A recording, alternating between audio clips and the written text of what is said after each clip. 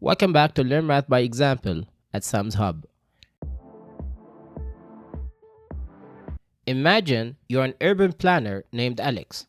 Your task is to approve a new skyscraper, but there is a catch. You must ensure its shadow won't plunge the city's beloved historic park into darkness. To do that, you first need to calculate the height of an existing building without actually being able to climb it. All you can measure is your distance from it on the ground and the angle of elevation from your eyes to the very top. How can you find its exact height?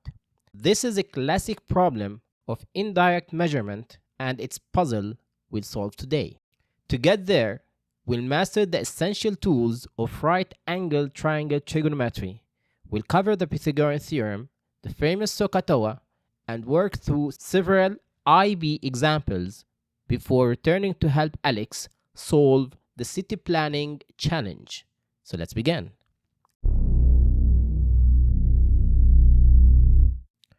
First, let's revisit a fundamental tool, the Pythagorean Theorem.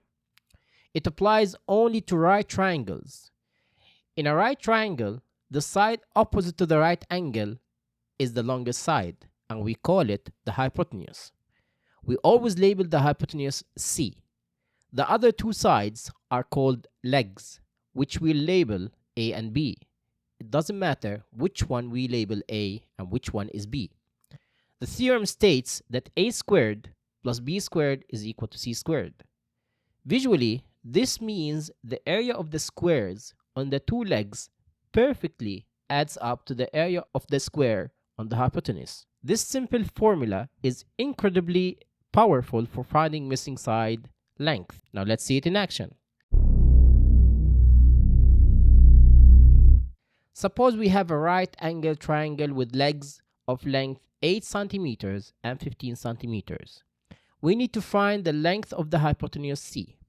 We start with our formula A squared plus B squared equal to C squared. Plugging in our values, we get 8 squared plus 15 squared equal to C squared. That's 64 plus 225, which is equal to 289. So C squared is 289. To find C, we take the square root of both sides. The square root of 289 is 17. So the hypotenuse is 17 centimeters long. Now, another example. What if we know the hypotenuse and one leg? Let's say leg A is 9 meters and the hypotenuse C is 41 meters. We need to find the other leg B.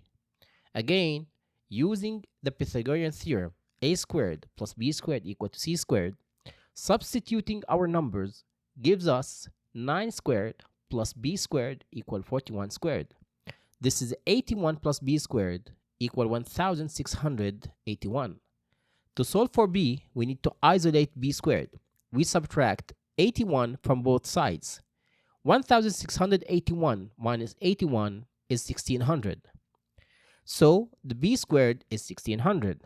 Taking the square root of 1600, we find that the missing leg B is 40 meters long.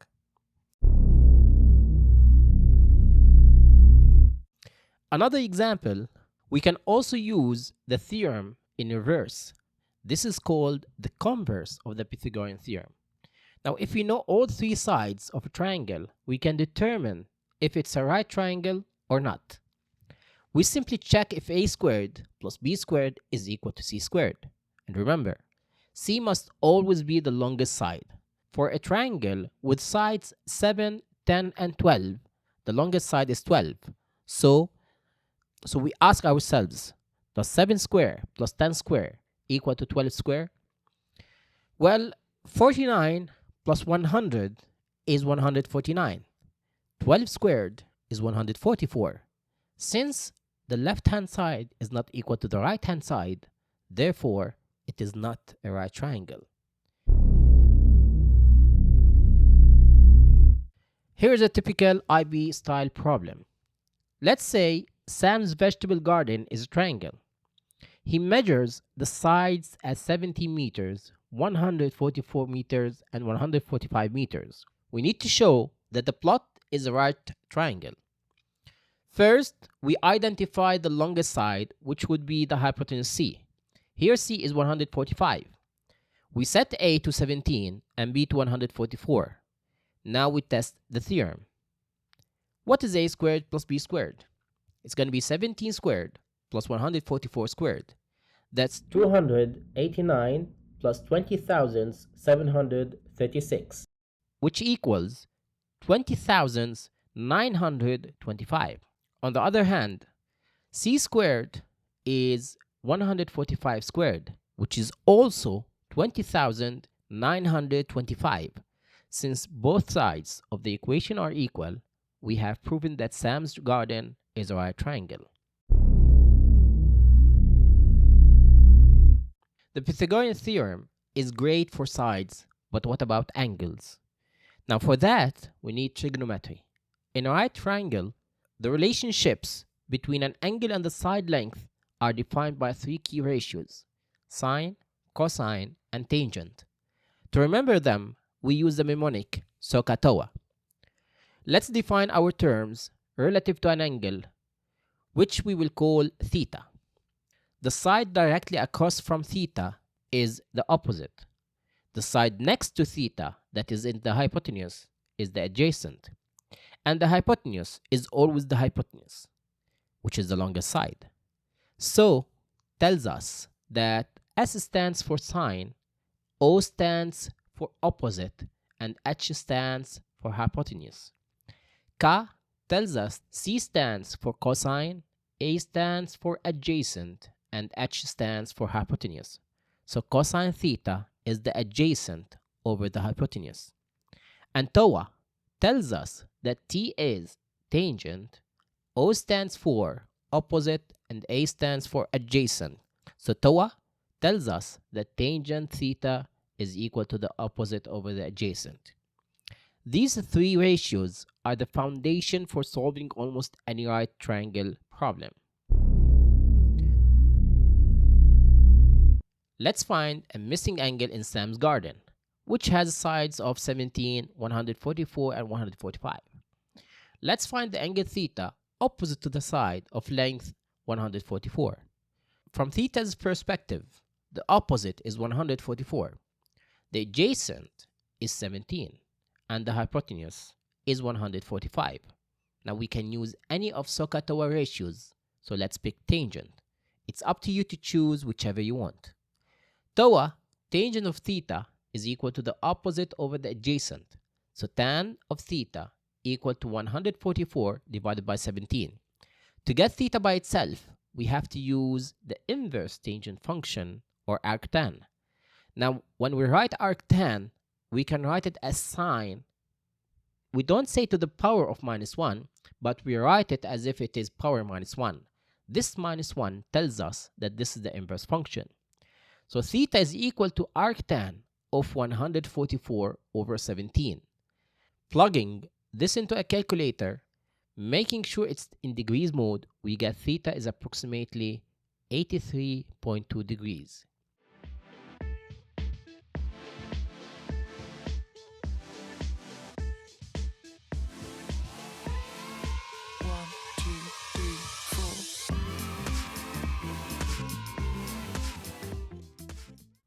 Now let's find the missing side. Imagine a right triangle with a hypotenuse of 20 units and an angle of 35 degrees. We want to find the length of the side opposite to this angle. Let's call it x. We have the opposite and the hypotenuse. Looking at SOH CAH TOA, that's so, since we have the opposite and the hypotenuse. So we use the sine ratio. Sine of theta is equal to opposite over the hypotenuse. Replacing the opposite and the hypotenuse by their values, we get sine of 35 degrees is equal to x over 20. So to solve for x, we multiply both sides by 20, or we cross multiply. So x is equal to 20 times sine 35 degrees. Using a calculator, we find x is approximately 11.47.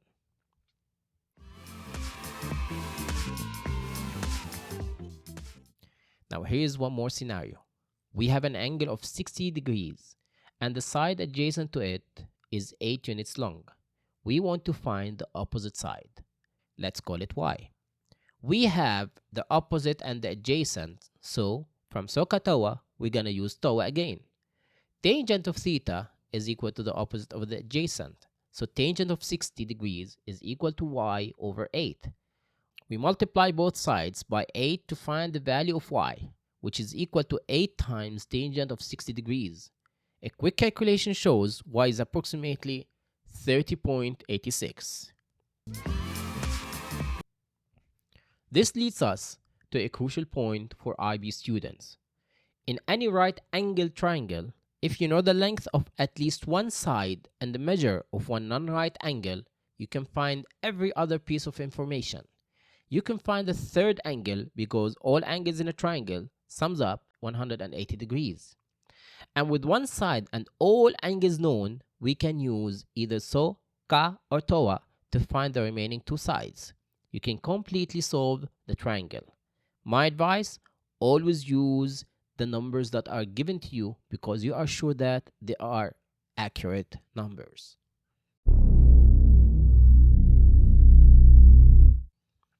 Now let's tackle another IB problem. Emma is standing 15 meters away from a big tree. From her position, she measures the angle of elevation to the top of the tree as 40 degrees. Let's call her position A. The base of the tree is B and a point on the tree C. C is going to be the top of the tree, such that they form a right triangle. Now first, find the length of BC. The 15 meters is the side adjacent to the 40 degrees.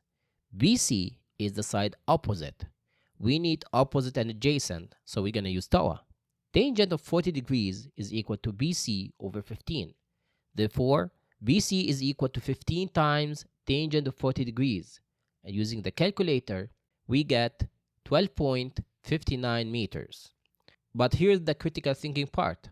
What other information does Emma need to find the total height of the tree? The 12.59 meters is only the height of her eye level upwards. To find the tree's total height, we also need Emma's height in order to add it to the height we just got to get the total height of the tree.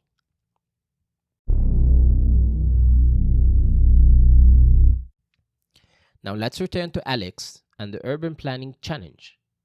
We have all the tools we need. Alex stands 50 meters from the building. The angle of elevation from eye level to the top is 65 degrees. And Alex's eye height is 1.6 meters. We need to find the building's total height. First, let's find the height from Alex's eye level up, which we'll call H1. This is the side opposite the 65 degrees angle. The 50 meters is the adjacent side. Opposite and adjacent means we use TOA. Now tangent of 65 degrees is equal to H1 divided by 50. Solving for H1, we get 50 times tangent 65 degrees, which is approximately 107.23 meters. But we're not done. That's just part of the height. We must add Alex's eye level. So the total height is 107.23 meters plus 1.6 meters. The final height of the existing building is 108.83 meters. Now Alex has the crucial data needed for the shadow calculations. Problem solved.